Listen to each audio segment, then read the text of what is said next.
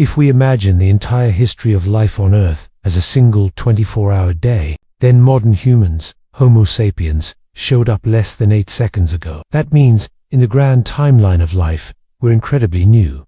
The Earth has changed. Some things have stayed the same, but other changes have been massive. If you could travel back in time to when humans first appeared, the world around you would look very different. But what exactly would you see? At that time, early Homo sapiens lived only in Africa, and they stayed there for a long time. They didn't start spreading out across the world until about 70,000 years ago. At least, that's the migration that led to the ancestors of today's global population. While our ancestors remained in Africa, they lived in many different environments and encountered all kinds of animals, some of which no longer exist today. Depending on how you see it, that might be either a sad or a lucky thing. You might picture saber-toothed cats, odd-looking stegodons, or other strange Ice Age creatures. But those animals mostly lived in other parts of the world, not in the Africa that early humans called home. In fact, many of the famous prehistoric animals we often think of either never lived in Africa or had already disappeared from the continent by the time our species evolved.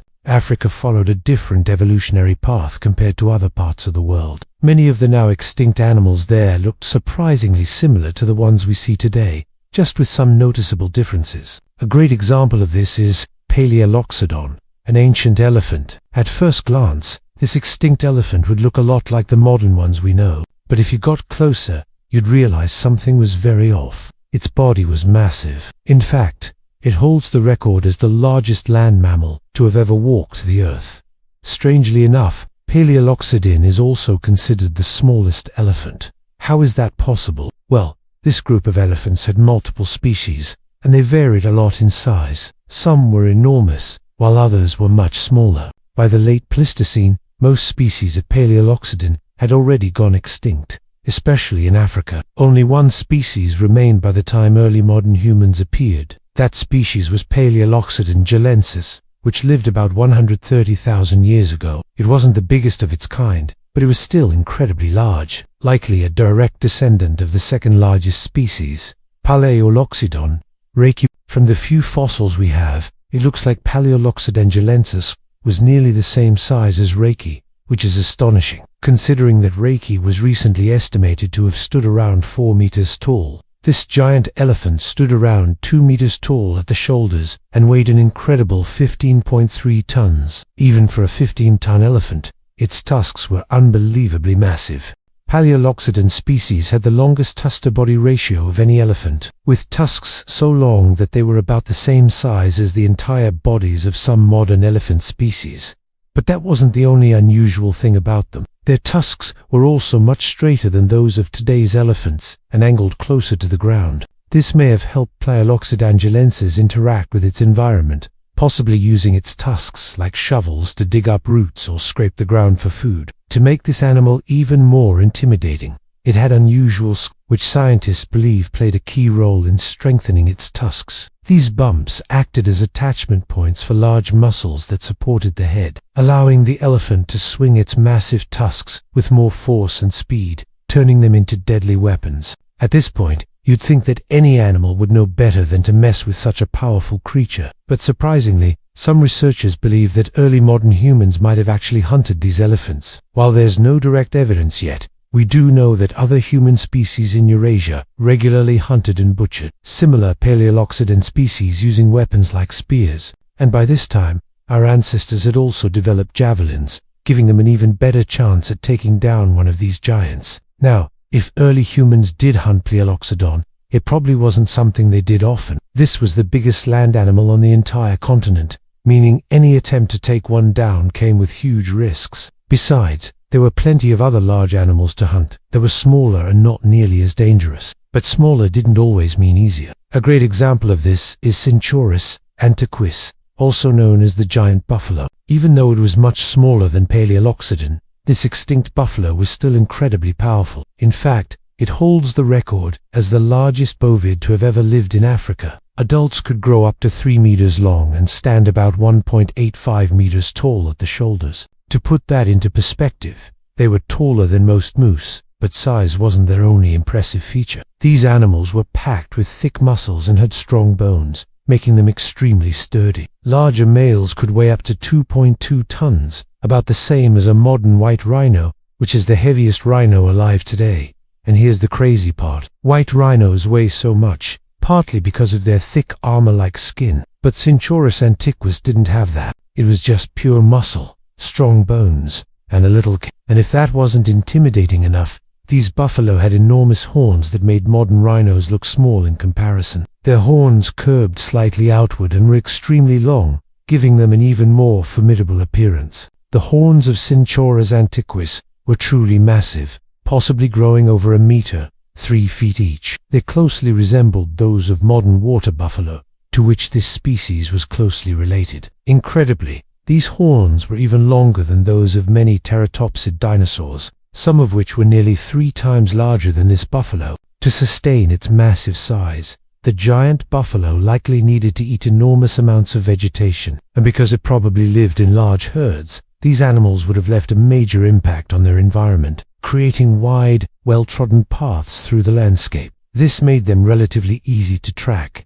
which could have helped some of the boldest predators, including early humans, attempt to hunt them. These buffalo were not afraid to use their massive horns in self-defense, and we have evidence that they did so frequently. How do we know? Because ancient humans painted these battles in cave art across Africa. Many of these paintings show the giant buffalo locked in combat, usually head-to-head with other bulls, using their horns to ram into each other. In fact, Cinchorus antiquus holds the record for the most depictions of violent fights in pre-art. This strongly suggests that these animals had short tempers and were highly aggressive, and if that wasn't intimidating enough, they were also incredibly fast. Scientists estimate they could reach speeds of up to 35 miles per hour. At that speed, anything they charged into, aside from maybe a Paleoloxodon, would have been completely crushed. Of course, even with their massive horns, huge size, and aggressive nature, these giant buffalo didn't escape being hunted by us or by other types of humans. Yes, you heard that right. As you probably know, Homo sapiens wasn't the only human species to walk the earth. But people often think of human evolution as a straight line, where one species replaced the next in a simple sequence. In reality, things were much more complicated. There was actually a surprising amount of overlap between different human species, and this was especially true when Homo sapiens first appeared. Around 300,000 years ago, there were at least 4 human species living in Africa at the same time. They weren't necessarily living in the exact same places, but they were close enough that our ancestors might have encountered each of them at different times. Alongside Homo sapiens, these species included Homo naledi, quite the variety. Some of them had already been around for hundreds of thousands of years, while Homo sapiens was the newcomer to the scene. And although they shared many similarities with us, it's very likely that early Homo sapiens saw some of these other humans as completely different from themselves, especially Homo naledi, the strangest of them all. This species was much more primitive compared to the others, almost resembling a much older ancestor from which the Homo lineage evolved. Like those early hominins, Homo naledi was built for climbing. Its body structure suggests it spent a lot of time in trees, making it less suited for efficient running on land, something that set it apart from the other human species of its time. Compared to us, Homo naledi was quite small, one of the tiniest human species ever discovered, and their brains were small too, much smaller than ours. So far, no clear evidence of tool use or advanced technology has been found for them, which suggests they may not have been able to compete with Homo sapiens or the other human species of their time. Their diet also put them at a disadvantage.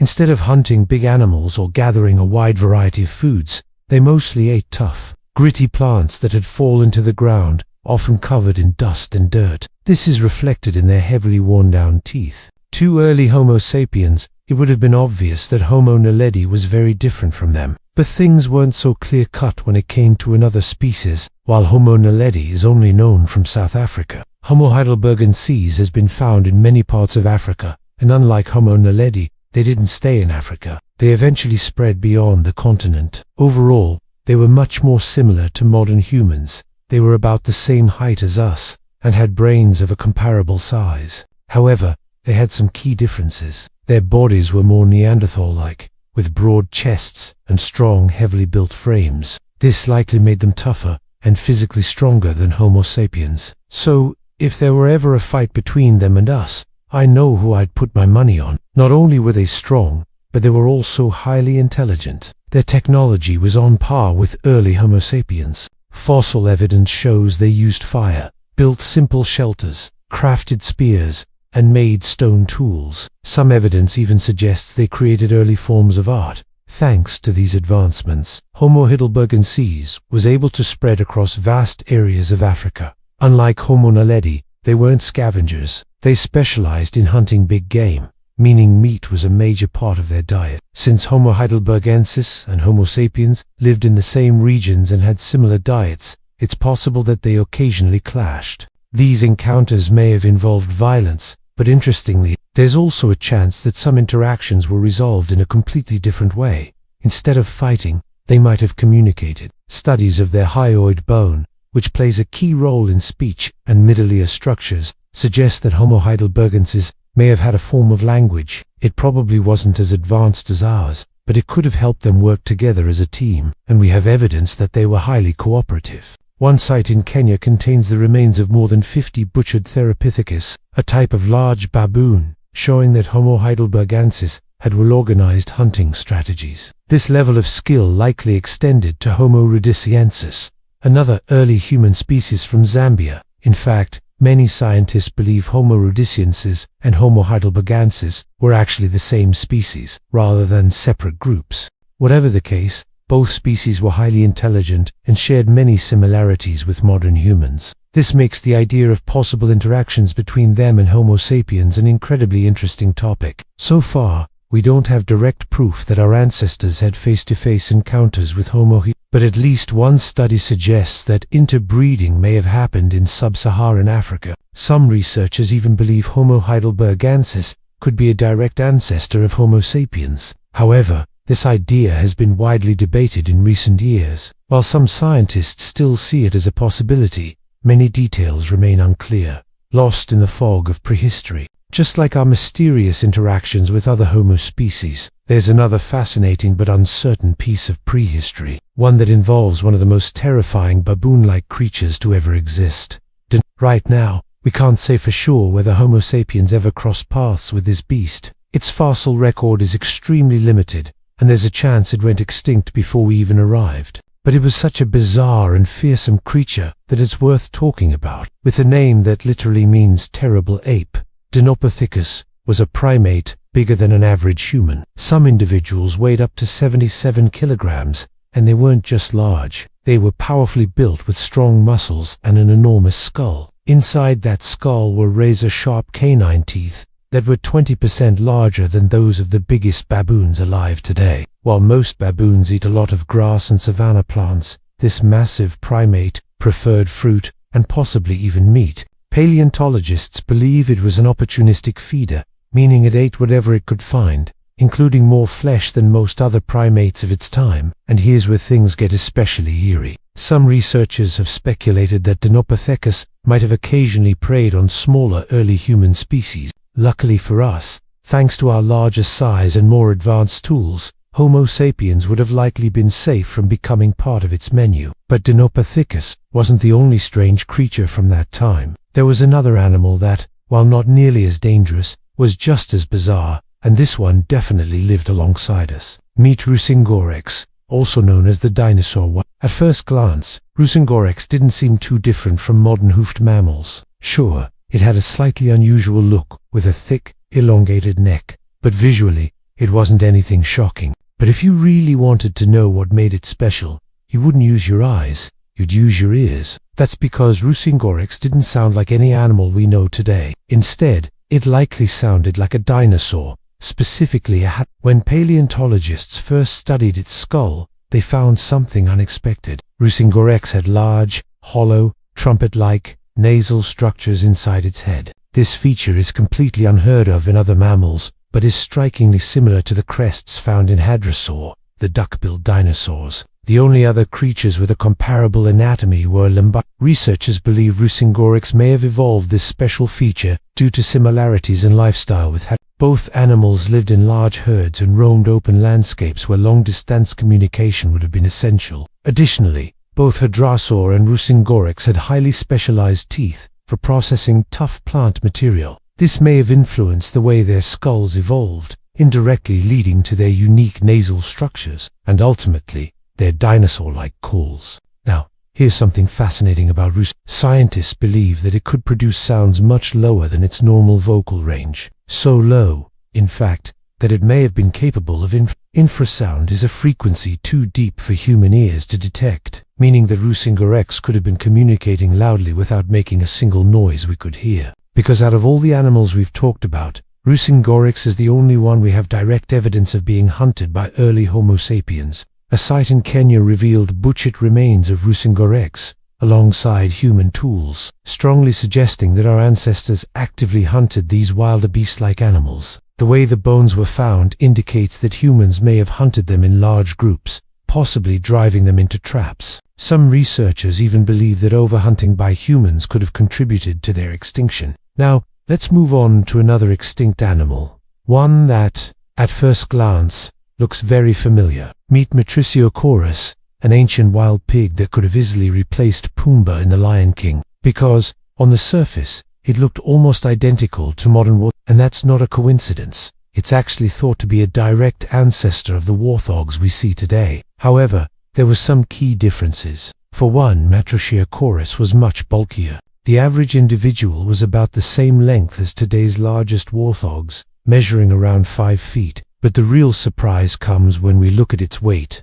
because while modern warthogs of similar length are relatively lean, Prehistoric was built like a tank with an incredibly compact and muscular body. This ancient warthog was so compact that one of its species is literally named Prehistoric. Despite being about the same length as modern warthogs, some individuals were estimated to weigh more than twice as much, possibly over half a ton in the largest specimens. Warthogs today can be quite aggressive. That same feisty attitude likely carried over to Prehistoric, making it an animal you wouldn't want to mess with. But what made this extinct pig even scarier was its tusks. Unlike modern warthogs, Prehistoric had 4 tusks, and they were much longer, sharper, and straighter. Like modern warthogs, it likely used these tusks for multiple purposes, including digging, defense, and brutal fights with rivals. It spent most of its time grazing, much like its modern relatives, but this pig wasn't the only familiar-looking animal roaming prehistoric Africa. There were also many more species of rhinos, zebras, and giraffes. Unlike Prehistoric, these animals weren't necessarily larger than their modern counterparts, but they each had their own unique traits. For example, there was once a species of zebra that lived in the Sahara, a place where you wouldn't find a single zebra today. There was also a giraffe that stood slightly taller than the ones we see today. But what made it even more interesting was that it didn't stay in Africa. It occasionally wandered beyond the continent, but perhaps the most fascinating of all was a rhino that had something unusual: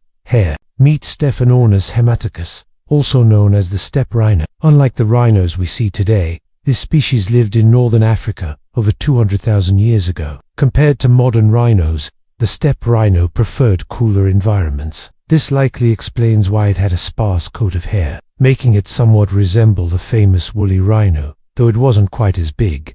In terms of size, it was closer to today's white rhinoceros. Despite its name, the steppe rhino wasn't limited to open grasslands. Fossil evidence suggests it also roamed forests and woodlands, where it frequently encountered early humans. And how do we know that? Because we have direct evidence that our ancestors hunted it. Ancient humans have been hunting large animals for hundreds of thousands of years, and the steppe rhino was no exception. At multiple archaeological sites, scientists have found evidence of these hunts, including a set of stone tools discovered in Jordan that dates back about 250,000 years. Well, while it might seem impossible, experiments have shown that even basic wooden javelins can pierce an animal's vital organs if they hit between the ribs, and stone-tipped spears, they're even more deadly, capable of breaking through bone. By this time, humans had developed sophisticated stone tools that were attached to spears and likely thrown from a distance. With the right strategy, early humans had the skills and technology to take down any animal in their world,